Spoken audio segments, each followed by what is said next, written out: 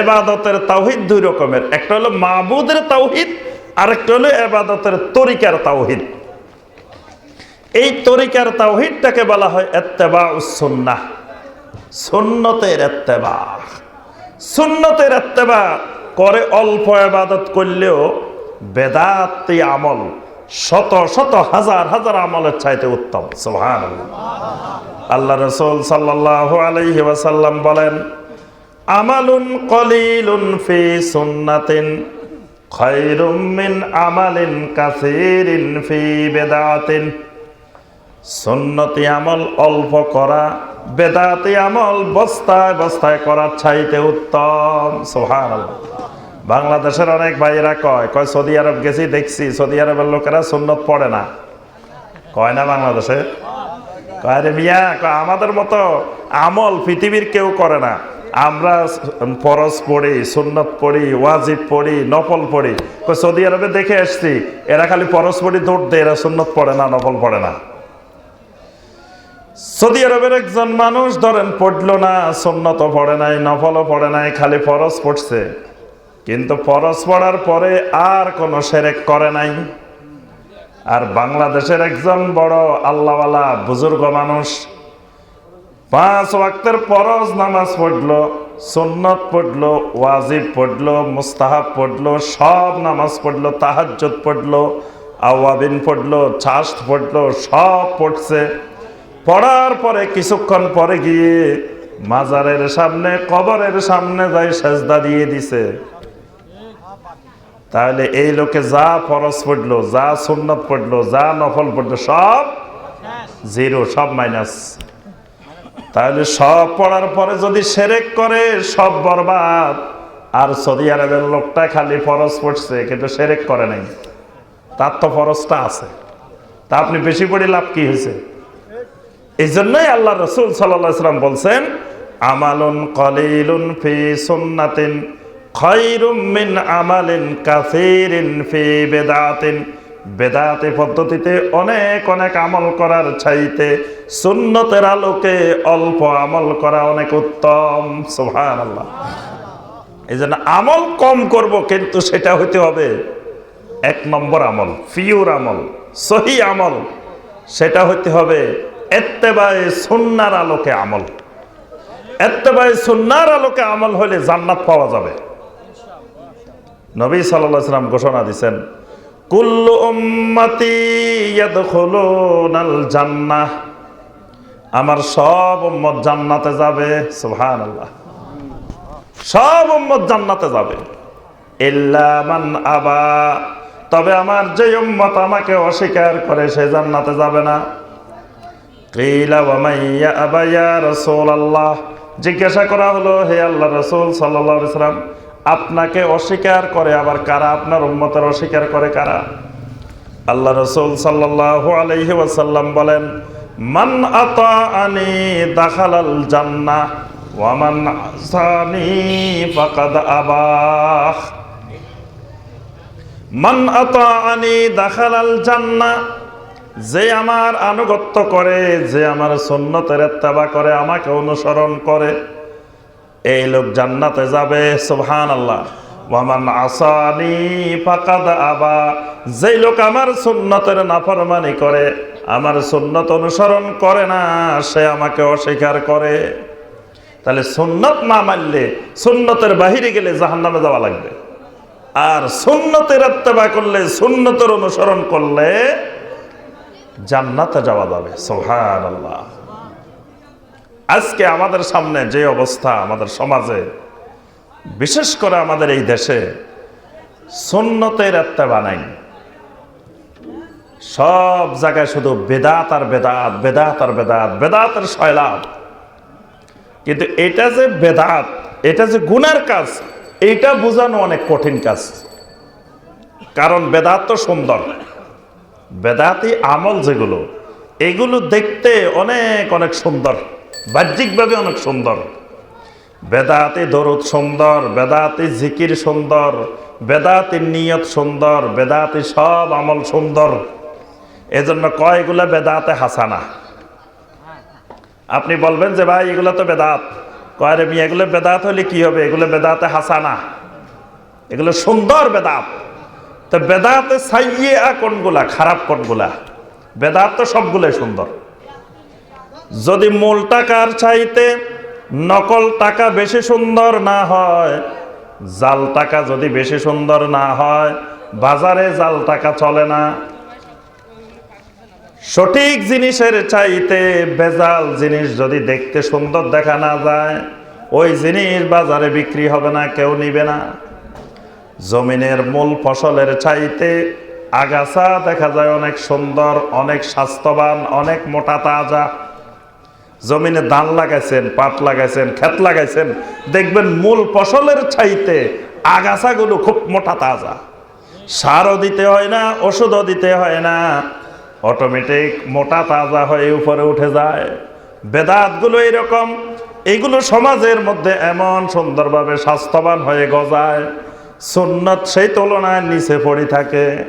সুন্নত ওই বেদাতের ছাপে নিচে পড়ে থাকে, কিন্তু বেদাত খুব শক্তিশালী হয়ে গজায়। কিন্তু যখন এগুলোকে সুন্দর দেখে, তখন মানুষ কয় এটা এত সুন্দর, এটারে আবার বেদাত কয়। তো বেদাত তো সুন্দরই হবে। বেদাত যদি সুন্দরে না হইতো, তো বেদাত তো পৃথিবীর কোনো মানুষ করতো না, সুন্দর দেখেই তো করে। এজন্য আমার ভাইয়েরা দেখেন, আজকে আমাদের ওযুর সাথে নবী সাল্লাল্লাহু আলাইহি সাল্লামের ওযুর মিল নেই। মিল আছে না? নবী সাল্লাল্লাহু আলাইহি সাল্লামের ওযু শুরু হইতো বিসমিল্লাহ দিয়ে, আমাদের ওযু শুরু হয় কি দিয়ে বলেন দেখি? নাওয়াইতু আন আতাওয়াজ্জা লিরাফিল হাদাসে ওয়াস্তিবাহাতান লিস-সালাতে ওয়া তাকাররুবান ইলাল্লাহি তাআলা। তাহলে নবী সাল্লাল্লাহু আলাইহি সাল্লামের ওযু কি এটা দিয়ে শুরু হইতো? এরপরে আমাদের দেশে শুরু হয় বিসমিল্লাহিল আলিয়্যিল আযীম ওয়ালহামদুলিল্লাহি আলা দীনিল ইসলাম, আল ইসলামু হাক্কুন ওয়াল কুফরু বাতিলুন, আল ইসলামু নূরুন ওয়াল কুফরু যুলমাতুন। এটা পারেননি আপনারা? এটা হলো ওযুর দোয়া। তাহলে ওযুর নিয়ত দিয়ে, ওযুর দোয়া দিয়ে আমরা ওযু শুরু করি, ওযু স্টার্ট করি। আবার অনেক বইতে দেখবেন মুখমণ্ডল দোয়ার দোয়া, হাত দোয়ার দোয়া, মাথা মাসে করার দোয়া, পা দোয়ার দোয়া, কত রকমের দোয়া ওযুর সাথে। অথচ এই সকল দোয়া আল্লাহ রাসূল সাল্লাল্লাহু আলাইহি ওয়াসাল্লাম পড়ছেন? পড়েন নাই। তাহলে নবী সাল্লাল্লাহু আলাইহি ওয়াসাল্লামের ওযুর সাথে যদি আমার ওযু না মিলে, তাহলে সুন্নতের ইত্তেবা হয় নাই, সুন্নতের সাথে মিলে নাই, আমার ওযু হয়ে গেছে বেদাতি ওযু। এজন্য আমাকে নবী সাল্লাল্লাহু আলাইহি ওয়াসাল্লামের ওযুর সাথে আমার ওযু মিলাইতে হবে। আমার ভাইয়েরা এবং বোনেরা, আমরা সতর্ক হই, আমার ওযুকে নবী সাল্লাল্লাহু আলাইহি ওয়াসাল্লামের ওযুর সাথে মিলাই। বুখারী মুসলিম হয়তো আমার পছন্দ না, বুখারী মুসলিম হলো লা মাযহাবীদের দলিল। লা মাযহাবীরা এখন বুখারী পড়ি পড়ি গোমরা হয়ে যাইতেছে, বাংলা বুখারী পড়ে। তাহলে বুখারী দরকার নাই, মুসলিম দরকার নাই, আপনি তিরমিজি, আবু দাউদ, নাসাই, মুসান্নাফে ইবনে আবি শায়বা, মুসান্নাফে আব্দুর রাজ্জাক, যেই হাদিসের কিতাবটা আমার আপনার কাছে ভালো লাগে, পছন্দ হয়, সেই হাদিসের কিতাবটা পড়ে ওই হাদিসের সাথে আমার আপনার ওযুটাকে মিলান। আপনার কাছে যেটা পছন্দ, যেটা ভালো লাগে, সেটার সাথে মিলান। বুখারী মুসলিম মিলাইতে হবে জরুরি না। মিলাই দেখেন আমার নবীর ওযুর সাথে আমার ওযুর মিল আছে কিনা। যেটা যেটা অতিরিক্ত আছে এটা এটা কমাইতে হবে। কমাইলে কয় দেখো এরা ইবাদত কমাই দিতেছে, এরা ইবাদত চোর, নাউজুবিল্লাহ। কয় দেখো আমরা একটু এত সুন্দর করে একটা নিয়ত পড়তাম ওযুর, এখন কয় ওযু এটা, এর নিয়ত এটা লাগবে না। একটা সুন্দর ওযুর দোয়া পড়তাম, কয় দোয়া এটাও লাগবে না। হাত ধোয়ার সময় পড়তাম, মুখ ধোয়ার সময় পড়তাম, কয় এটাও লাগবে না। তাহলে ইবাদত কমাই দিতেছে। ইবাদত কমানো হচ্ছে না। 2 নম্বর ইবাদত, ভেজাল ইবাদত, নকল ইবাদত কমানো হচ্ছে। আপনি সুন্নতের আলোকে ইবাদত করেন। তো বলে আমরা যে ওই দোয়া পড়তেছি, নিয়ত পড়তেছি, এটা কি খারাপ কিছু করতেছি? বাহ্যিকভাবে দেখতে অর্থের দিক থেকে স্বাভাবিকভাবে অসুন্দর মনে হয় না, কিন্তু এটার মধ্যে সবচেয়ে বড় অসুন্দর, সবচেয়ে বড় বিষ লুকায়িত আছে। সেই বিষ, সেই অসুন্দর হলো আমার নবী সাল্লাল্লাহু আলাইহি সাল্লাম এই দোয়াটা, এই নিয়াতটা বলেন নাই, শেখান নাই। সুতরাং আমি যখন পড়তেছি, আমি যখন বলতেছি, এখানে অনেকগুলো জিনিস একত্রিত হয়ে যাচ্ছে। হয় আমার নবী দায়িত্ব পালনে খেয়ানত করছেন, নাউজুবিল্লাহ। আমার নবীকে আল্লাহ বলছিল শিখাই দিতে, আমার নবী শিখাইতে ভুলে গেছেন, নাউজুবিল্লাহ। আল্লাহ রাব্বুল আলামিন বলছেন, আল ইয়াউমা আকমালতু লাকুম দীনাকুম, আজকে তোমাদের জন্য দিন পরিপূর্ণ। আমার নবী জীবিত থাকতে দিন পরিপূর্ণ, অথচ এরপরে আমি আরো বাড়াইলাম। তার অর্থ হলো ওই সময় পরিপূর্ণ হয় নাই, আমি এই যুগে আসি পরিপূর্ণ করলাম, নাউজুবিল্লাহ। এই বিষগুলো, এই ক্ষতিকর দিকগুলো বেদাতের মধ্যে লুকায়িত আছে, দেখতে সুন্দর মনে হয়। নামাজের মধ্যে দেখেন, আল্লাহ রাসূল সাল্লাল্লাহু আলাইহি সাল্লামের নামাজ শুরু হইতো কি দিয়ে বলেন? প্রত্যেকটা হাদিসের কিতাব খুলে দেখেন, নবী সাল্লাল্লাহু আলাইহি সাল্লামের নামাজ শুরু হইতো বিত্তাকবীর, নামাজ শেষ হইতো বিত্তাসলিম, সালামের মাধ্যমে। আজকে আমাদের নামাজ তাকবীর দিয়ে শুরু হয় না, সালাম দিয়ে শেষ হয় না। তাকবীরের আগে আমাদের বাংলাদেশের সব জায়নামাজ নাপাক, জায়নামাজ পাক করা লাগে।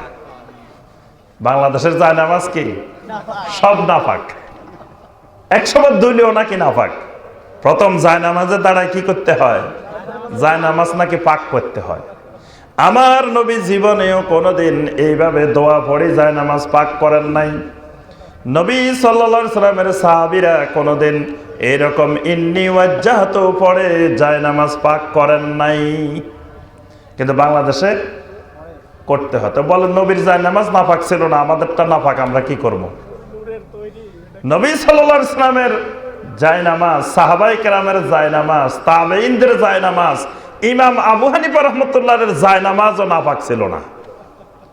ইমাম আবু হানিফা রাহমাতুল্লাহর জায়নামাজ পাক করার দোয়া শেখান নাই, কিন্তু এখন বাংলাদেশে জায়নামাজ পাক করারও দোয়া আছে।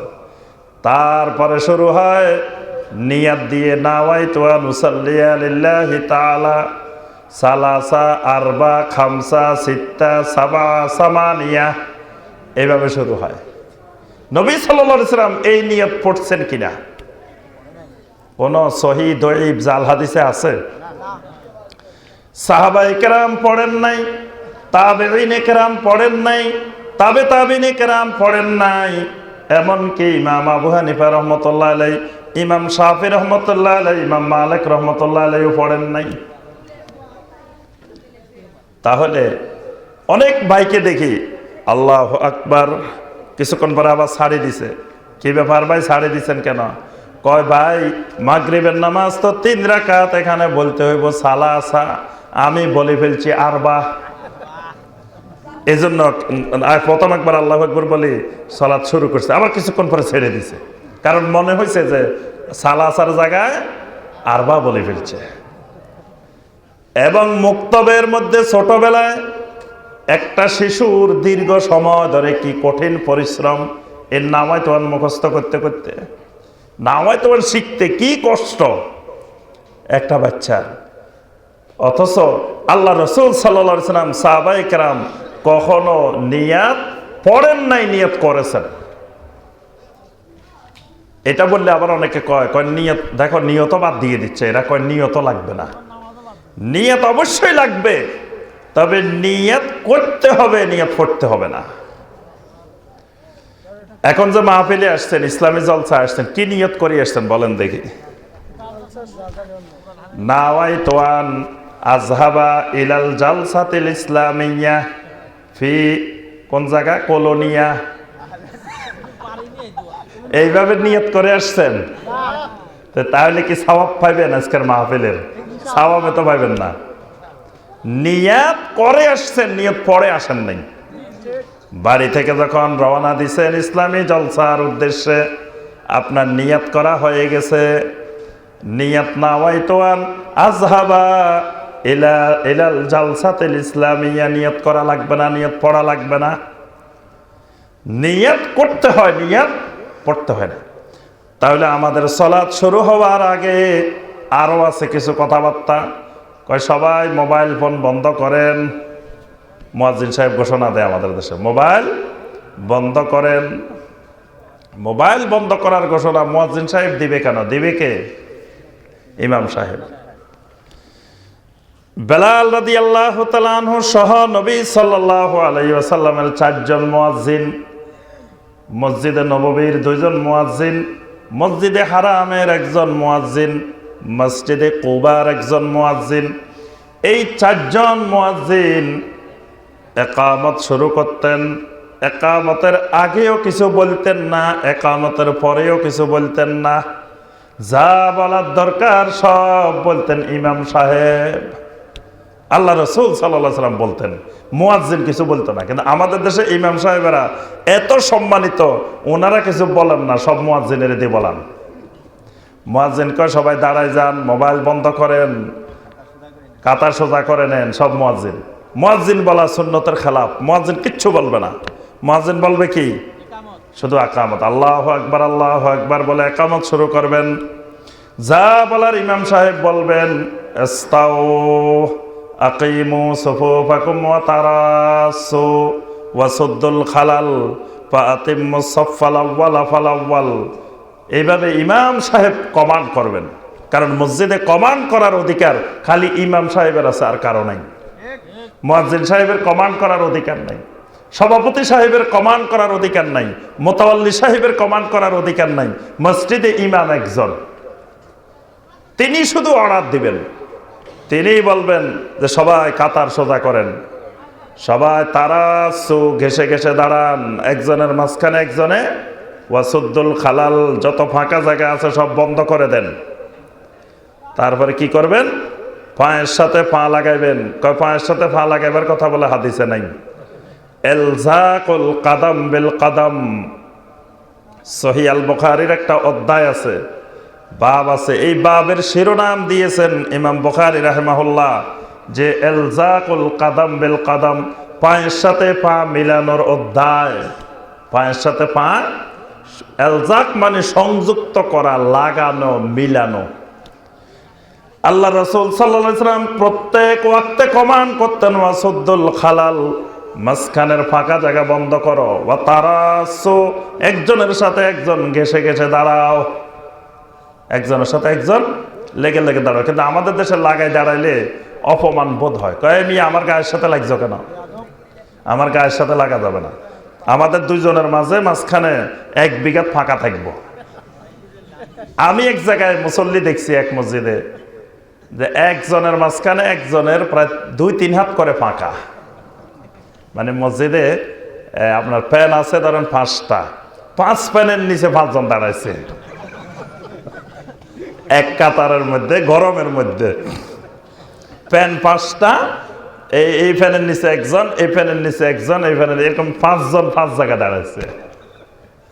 মানে নিচতলায় মুসল্লি ভরপুর, দোতলায় দাঁড়াইছে, দোতলায় ফ্যান চালু করে দিয়ে 5 জন 5 ফ্যানের নিচে এক কাতারে দাঁড়াইছে। তারাও সালাত আদায় করতেছে, মানে তারা মনে করতেছে আরামের সাথে দাঁড়াই, একজনের সাথে একজনের লাগার দরকার কি? আমাদের দেশে সবাই মনে করে আরে মিয়া আমি এত সম্মানিত মানুষ, আমার পায়ের সাথে আবার আরেকজনের পা লাগবে, এটা কেমনে হয়? আল্লাহর জমিনে নবী সাল্লাল্লাহু আলাইহি ওয়াসাল্লামের চেয়ে সম্মানিত মানুষ দুনিয়াতে আসেও নাই, কিয়ামত পর্যন্ত আসবেও না। আব্দুল্লাহ ইবনে আব্বাস রাদিয়াল্লাহু তাআলা আনহুমা খালার ঘরে মাইমুনা রাদিয়াল্লাহু তাআলা আনহার ঘরে রাত্রি যাপন করতেন। যেদিন নবী সাল্লাল্লাহু আলাইহি ওয়াসাল্লাম ওই ঘরে থাকবেন, সেদিন ইবনে আব্বাস ওই ঘরে থাকতেন। রাত্রিবেলায় তাহাজ্জুদের সময় পানি এনে দিতেন নবী সাল্লাল্লাহু আলাইহি ওয়াসাল্লামকে, নবী সাল্লাল্লাহু আলাইহি ওয়াসাল্লামের খেদমত করতেন। নবী সাল্লাল্লাহু আলাইহি ওয়াসাল্লাম যখন তাহাজ্জুদের নামাজে দাঁড়াইতেন, ইবনে আব্বাস ও পাশে দিয়ে দাঁড়াইতেন। ছোট মানুষ একদিন জানে না নবী সাল্লাল্লাহু আলাইহি ওয়াসাল্লামের বাম পাশে দাঁড়াই রয়েছে। আল্লাহ রাসূল সাল্লাল্লাহু আলাইহি ওয়াসাল্লাম টেনে এনে তার ডান পাশে দাঁড় করাইছেন।